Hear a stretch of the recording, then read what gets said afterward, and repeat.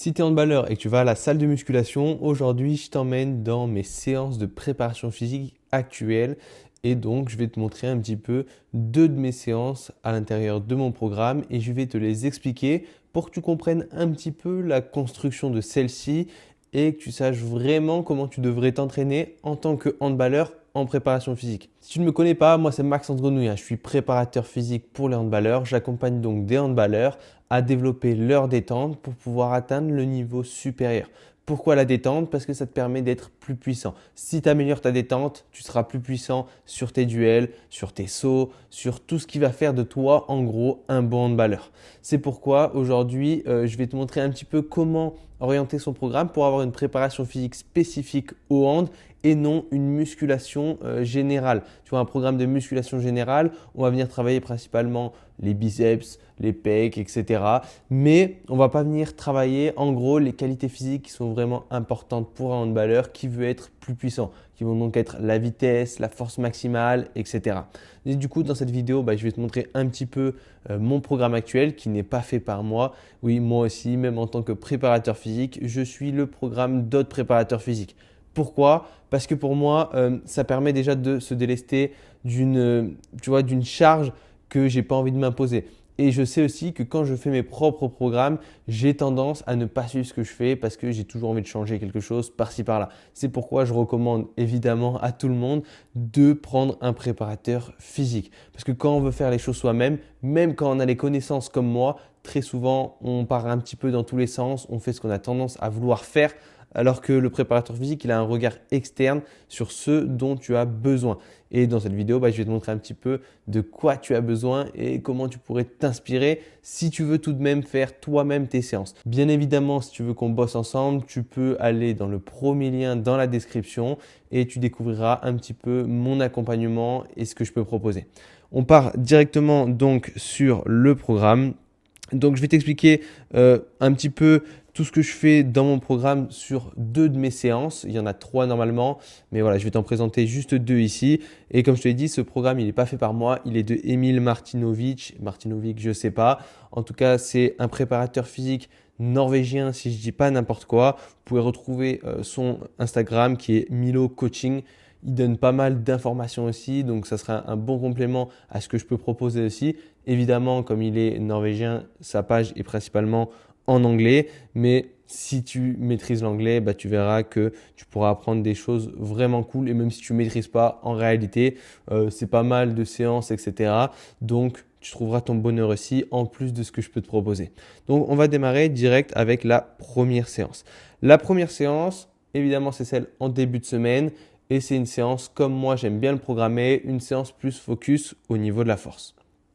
Comme toute bonne séance qui se respecte, on démarre par quoi? On démarre par des exercices de mobilité.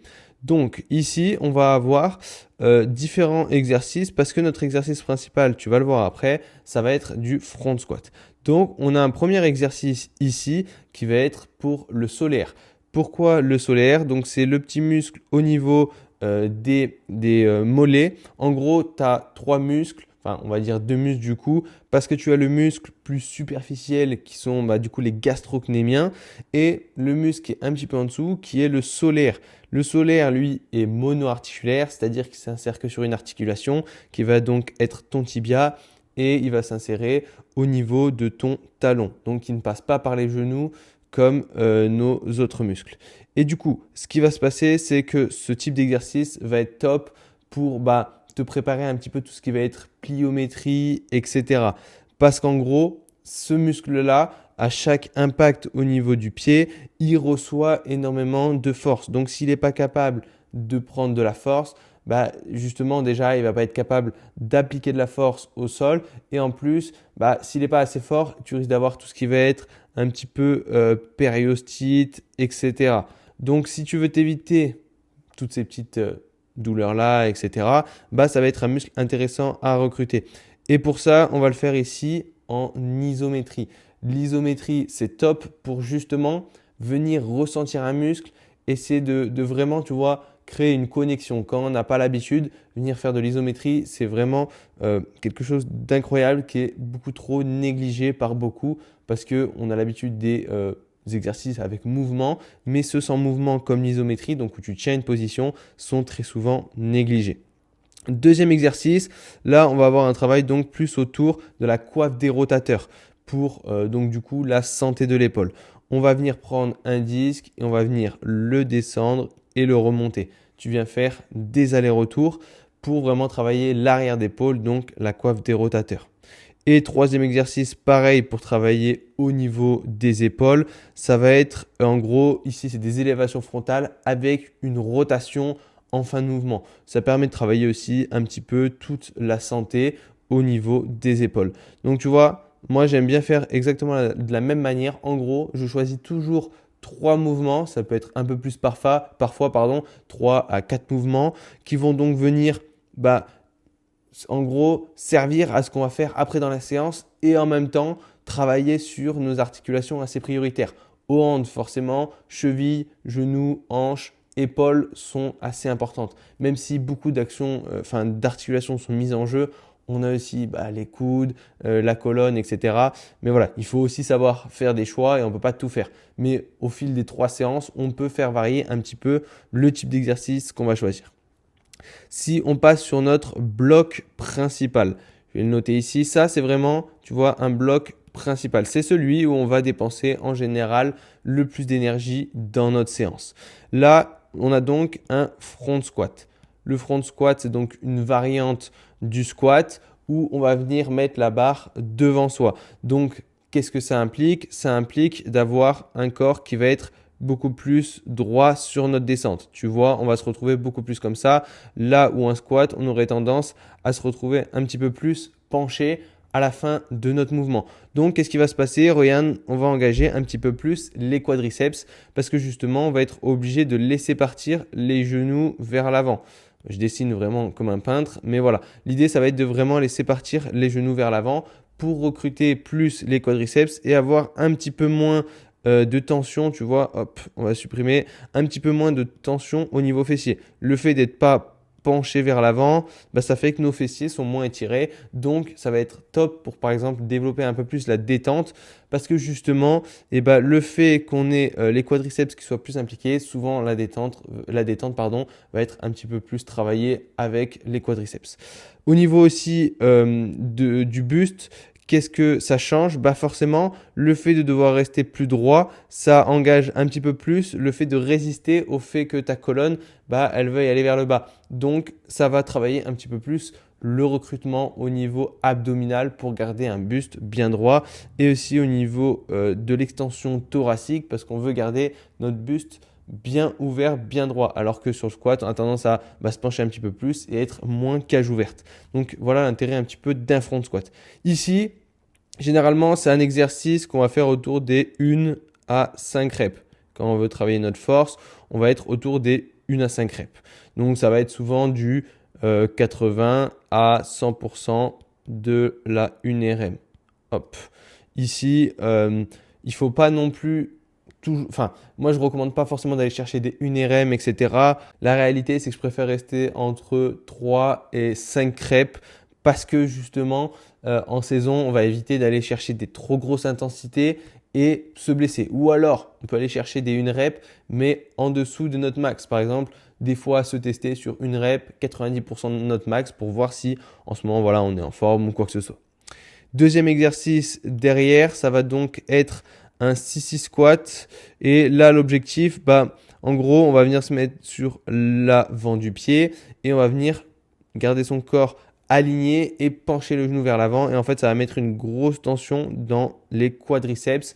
Et pareil, même principe qu'en échauffement, le principe de faire de l'isométrie, c'est que ça renforce nos muscles. Déjà, ici, ça va renforcer nos quadriceps sur une tension d'étirement. En gros, on va mettre le muscle en étirement complet et du coup, ce type de travail-là, ça va protéger un petit peu tes genoux par rapport à toutes les blessures qu'on peut retrouver justement aussi, tu vois, tendinopathie au niveau du quadriceps, etc.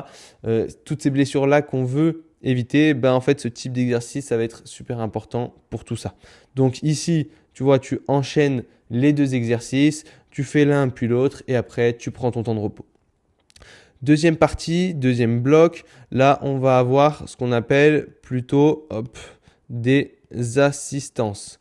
En gros, l'idée ici, ça va être d'assister un petit peu ce qu'on va faire sur par exemple notre exercice principal.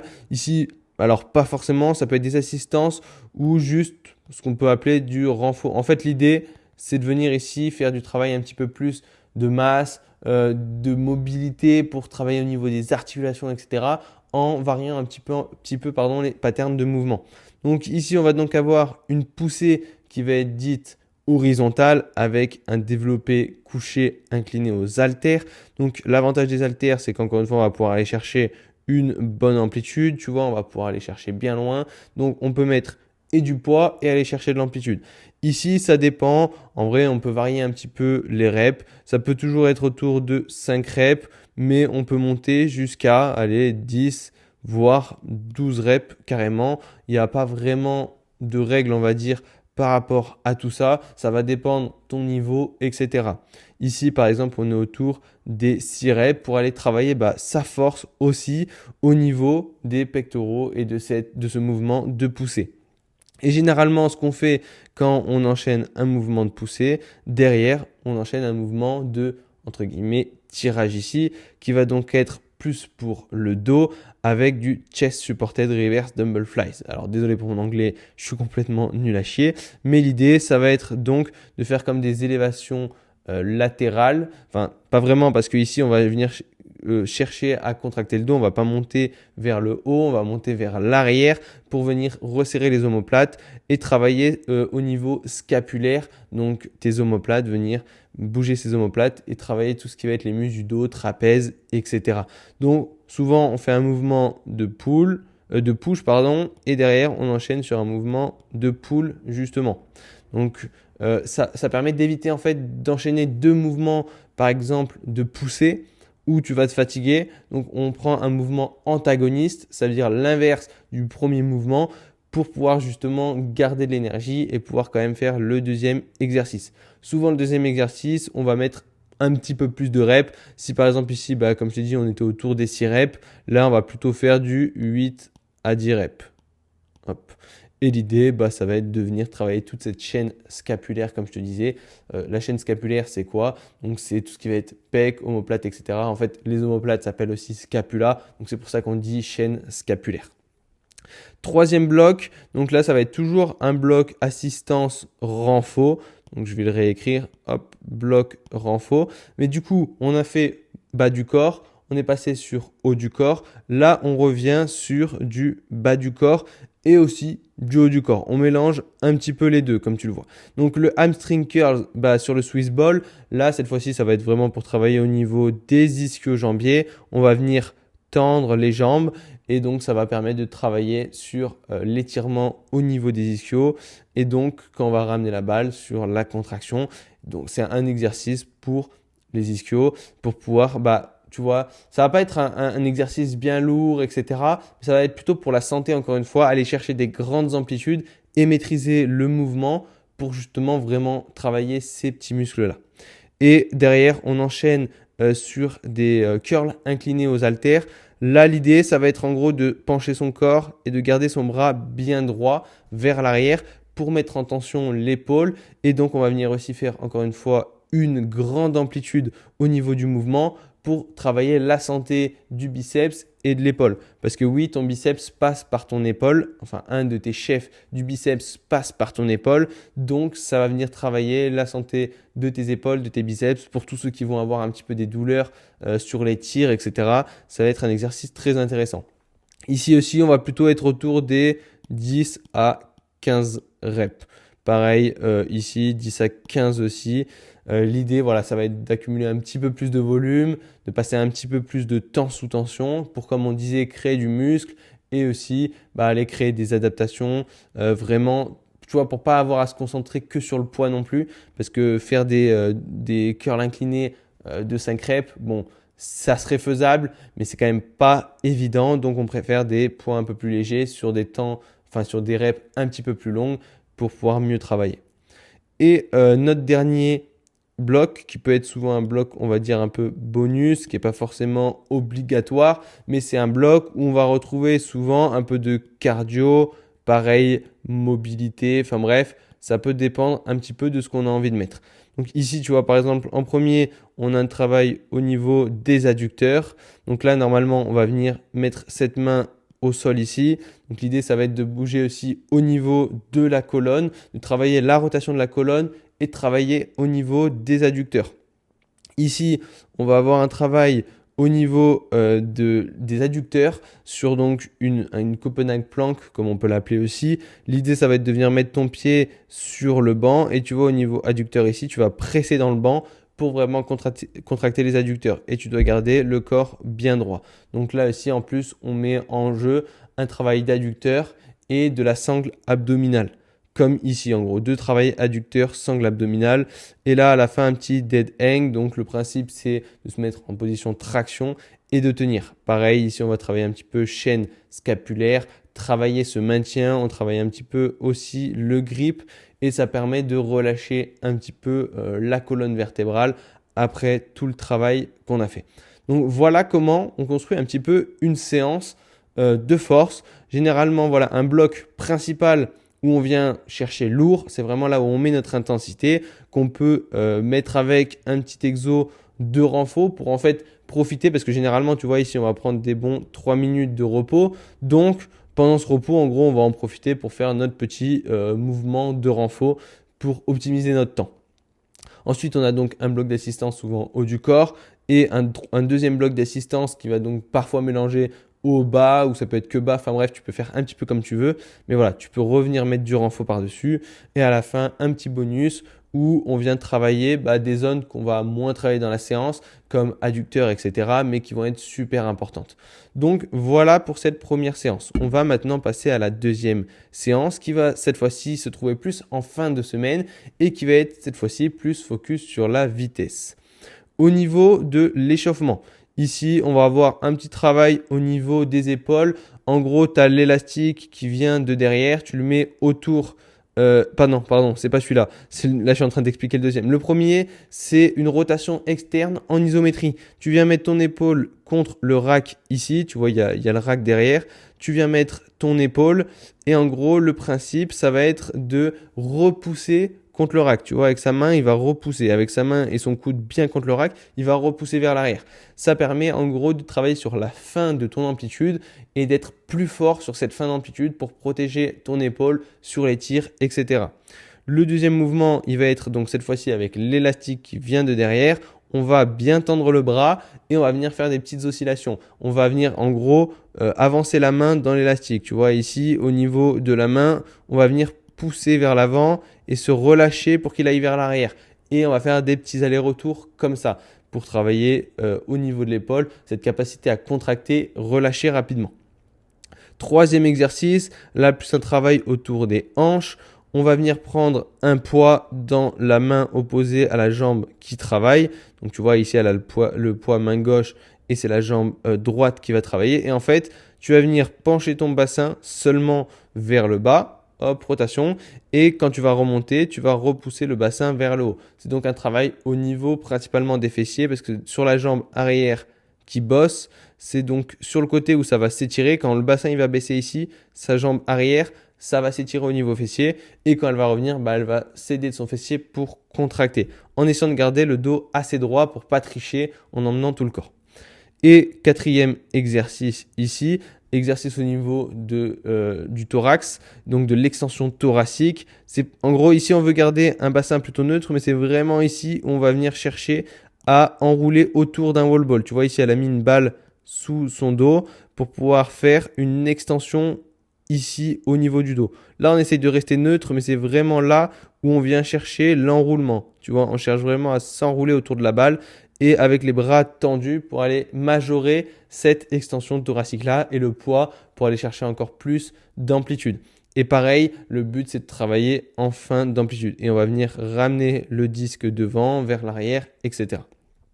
Donc voilà, encore un petit échauffement top pour travailler un petit peu sa mobilité. Tu vois ici ça va être plutôt mobilité colonne, mobilité hanche et mobilité des épaules. Comme je te disais, c'est des articulations super importantes pour les handballeurs.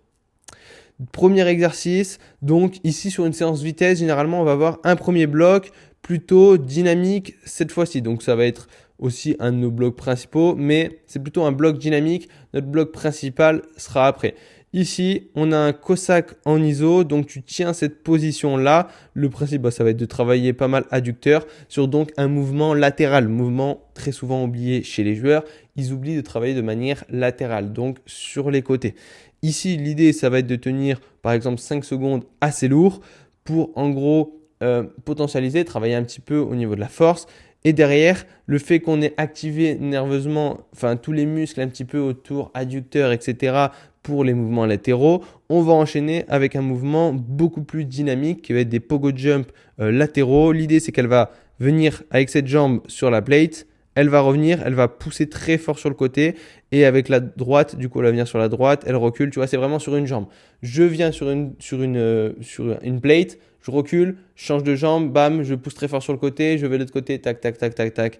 Et j'enchaîne ça pendant, allez, 10, 15, 20 secondes. L'idée, c'est d'être le plus rapide possible, mais d'être aussi assez précis sur où tu vas poser tes appuis et de vraiment pousser de manière latérale. Donc là, tu enchaînes les deux et après, tu prends ton temps de repos. Donc ici, c'est un type de travail qu'on peut très souvent retrouver dans ce type de séance. C'est mélanger de l'iso avec du dynamique. Des fois, ça peut être que du dynamique, etc. Mais en général, ça va donc être des petits mouvements de pliométrie, de saut, etc. pour préparer un petit peu ses chevilles, etc. Potentialiser aussi son système nerveux. En gros, réveiller son système nerveux pour quand tu auras match le week-end. Donc voilà pour notre partie un petit peu dynamique. Ensuite, deuxième partie, donc là notre partie principale cette fois-ci, hop, tac. L'idée ici, ça va donc être de toujours travailler sur un mouvement un petit peu lourd et tu vois ici on va venir faire un pin squat. C'est quoi un pin squat? Tu vois il y a les sécurités ici et donc elle va être sur un squat loin d'être complet, elle va être ici sur à peu près un demi-squat et donc on va poser la barre sur les sécurités et le but ça va être de pousser le plus fort possible la barre en partant de 0. C'est-à-dire que normalement, quand tu fais ton squat, tu sors la barre des sécurités, tu descends et tu repousses. Ici, en fait, ce qui va se passer, c'est que le fait qu'on ait la barre déjà sur les sécurités, c'est qu'en fait, elle ne va pas pouvoir avoir l'énergie élastique au niveau des tendons parce que du coup elle ne peut pas faire cette descente qui lui donne de l'énergie. Là elle va partir de 0 et elle va pousser très fort très vite. Le principe c'est de travailler un petit peu sa force de démarrage, travailler la capacité à recruter très rapidement de la force, ce qu'on pourrait apparenter un petit peu à de l'explosivité. Pourquoi ce type d'exercice aussi? Parce que ça permet justement d'être en amplitude partielle, ça permet de mettre des poids lourds, de vraiment réveiller le système nerveux mais sans créer trop de fatigue parce que le fait d'être sur un mouvement partielle en amplitude, donc pas complète, ça va éviter tout ce qui va être courbature, etc. Donc c'est pour ça qu'on va faire ce type d'exo. Pareil ici, on va être autour des 3 à 5 reps sur des poids assez lourds. Et derrière, on va enchaîner ça avec un exercice de saut. Ici, un box jump départ assis avec des poids. Même idée, le fait de partir assis, ça t'évite d'utiliser ton rebond au niveau des tendons. Donc ici, on va travailler principalement la force de démarrage. Encore une fois, le fait d'être assis. Les poids, c'est pour ajouter une petite charge externe et devoir pousser encore plus fort. Quand tu démarres, tu n'es pas obligé de mettre les poids. Mais le principe, voilà, c'est d'enchaîner donc un mouvement ici de force verticale, donc vraiment type squat, etc.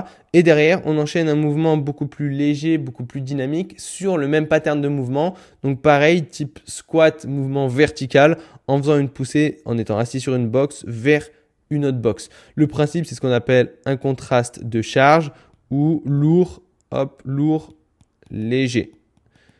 Tac. Le principe, c'est de travailler un petit peu toute la courbe force-vitesse, de travailler et en force et en vitesse, et c'est ce qui te rend forcément plus puissant.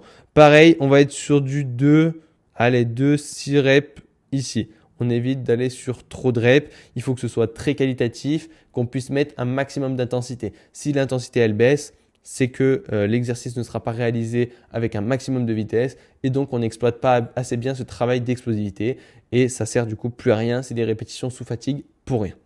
Donc voilà pour notre bloc principal. Et enfin, séance très courte généralement. Ici, on a déjà notre bloc final. Donc ici, ça va être bloc, comme je dis souvent, un bonus, etc. C'est pas vraiment, on peut dire un peu assistance, mais pas forcément ici, ça va vraiment être un bloc plus bonus où on va avoir un petit travail ici, c'est un travail au niveau de la sangle abdos et donc des épaules. Donc en gros, elle va venir prendre un élastique devant elle ici dans ses deux mains et elle va venir faire une flexion vers l'avant. Elle va se pencher vers l'avant. Elle va le faire aussi en étant inclinée. Je me penche vers l'avant, incliné de l'autre côté, je me penche vers l'avant. Donc ça permet de prendre conscience entre le travail des abdos et le fait d'être avec les bras au-dessus de la tête, donc un petit peu comme sur un tir, sur une fin de tir. Donc travail principalement des abdos en flexion ici. Hop. Ensuite, on a un hip throw. Donc le hip throw, c'est tu te mets sur ici un bosu, tu as un ballon dans les mains. Normalement, elle vient en gros, il y a le bosu là, hop, on fait comme ça, petit bosu, tchac. Normalement, elle a les hanches qui sont en extension comme ça, les bras vers l'arrière avec le petit ballon. Et le principe, ça va être de jeter la balle contre le mur. Moi, personnellement, dans ma salle, par exemple, je ne peux pas jeter contre le mur. Donc, ce que je fais, c'est que je cherche vraiment à jeter entre mes jambes très fort dans le sol. Mais le principe, c'est que tu as vu, tu pars jambes, enfin, ici, jambes tendues, et tu finis à la fin avec l'extension, enfin, tu fais une flexion au niveau des hanches. Extension vers une flexion. Donc, gros travail ici de vitesse au niveau de cette triple extension, triple flexion, etc. Encore une fois, dans l'idée de travailler un petit peu ce qui va être sur son tir. Parce que sur ton tir, au début, tu es en flexion. Quand tu te lèves, tu es en triple extension. Mais quand tu finis, tu te fléchis de nouveau. Et troisième exercice pour travailler un petit peu cette capacité de tirage, etc. Parce que les muscles du dos vont être très importants pour ton tir aussi. On a un tirage à l'haltère qu'on peut dire tirage bûcheron, etc. Mais on va le faire ici pas forcément sur par exemple du 10-12 reps. Non, on va le faire plutôt sur du environ 5 reps. Donc assez lourd, mais on va venir chercher à mettre de la vitesse. Vraiment, tu mets de la vitesse dans ton tirage. Ici, bam, je tire très fort. Encore une fois, l'idée c'est de réveiller un petit peu le système nerveux, de préparer tous ces muscles-là à des mouvements de vitesse une fois en match. Donc, c'est pour ça qu'on met ce type d'exercice ici. Ça pourrait être des exercices parfois de poussée, etc. Ça peut varier, mais voilà l'idée de ce type d'exercice-là. C'est vraiment pour potentialiser un petit peu, faire des exercices qui ne procurent pas trop de fatigue et qui te permettent d'être en forme en match. Comme je te disais, séance assez courte, tu vois vraiment un échauffement rapide. L'échauffement en général, ça doit durer 15 minutes. Le bloc principal en général, il va durer 15-20 minutes. Ça c'était pas le bloc principal, mais c'est pareil pour le bloc dynamique. Généralement, ouais, ça va rarement être plus de 15 minutes. On est autour des 15 minutes sur ce bloc-là. Sur notre bloc principal, par contre, l'ajustement, ça peut être 15-20 minutes parce que justement, on prend des temps de repos qui sont assez longs quand même. Et à la fin, notre bonus, on va se tourner autour des 10-15 minutes. Donc là, tu vois, tu as une séance qui va faire 45 minutes, 55 minutes, max 1 heure. Ça ne dépasse pas 1 heure et moins d'1 heure si on ne comprend pas l'échauffement. Ça va être une séance d'environ 45 minutes sans échauffement.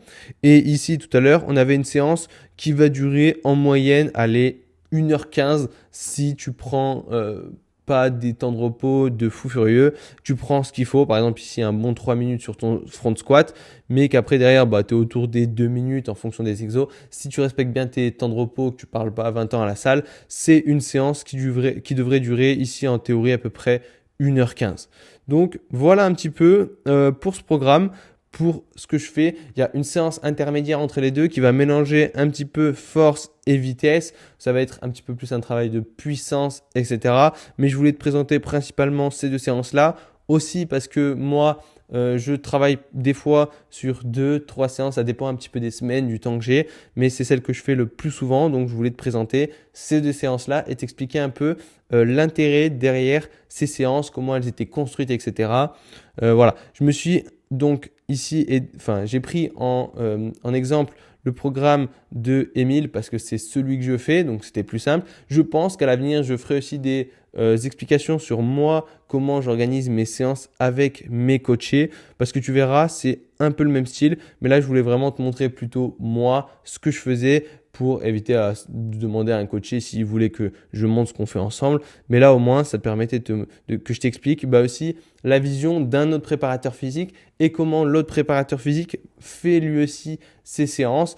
Et voilà, te montrer comment moi j'interprétais les séances de ce préparateur physique et au moins ça te permet de voir un petit peu autre chose que ce que moi je peux te présenter. Donc voilà pour cette vidéo. Si ça t'a plu, n'hésite pas à laisser un petit like, à me dire si tu veux que je refasse des vidéos comme ça où je présente un peu des programmes.